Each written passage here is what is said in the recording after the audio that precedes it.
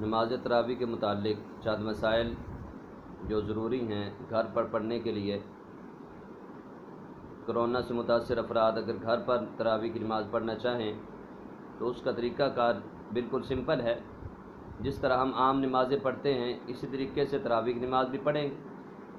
اگر دو مرد ہوں تو وہ دونوں اکٹھے کھڑے ہوں گے، صرف ایک بالشت کا فاصلہ ہوگا، جو مقتدی ہوگا وہ دائیں طرف کھڑا ہوگا ایک بالشت کے فاصلے سے پیچھے تھوڑا سا، تاکہ فرق ہو دونوں میں، کیونکہ وہ امام سے آگے نہ نکل جائے۔ تھوڑا سا ایک بالشت پیچھے ہو کر کھڑا ہوگا۔ اگر دو ہوں تو پھر وہ بالکل پیچھے کھڑے ہوں گے صف کے اندر، اور اگر پیچھے بچے بھی ہوں تو پچھلی صف میں بچے کھڑے ہو جائیں، اور بچوں سے پیچھے خواتین کھڑی ہو کر تراویح کی نماز ادا کر سکتی ہیں۔ اور پڑھانے کے لیے اگر کوئی بچہ ہے تو اس کی عمر کم از کم 17-18 سال ہونی چاہیے، وہ امامت کروا سکتا ہے۔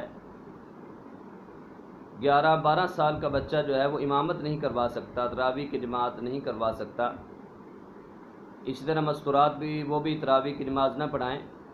صرف ان مستورات کے لیے اجازت ہے جو حافظ قرآن ہوں، انہوں نے قرآن پاک حفظ کیا ہوا ہے اور اپنے قرآن پاک کی حفاظت کے لیے وہ تراویح کی نماز پڑھا سکتی ہیں، لیکن ان کی آواز باہر نہیں جانی چاہیے۔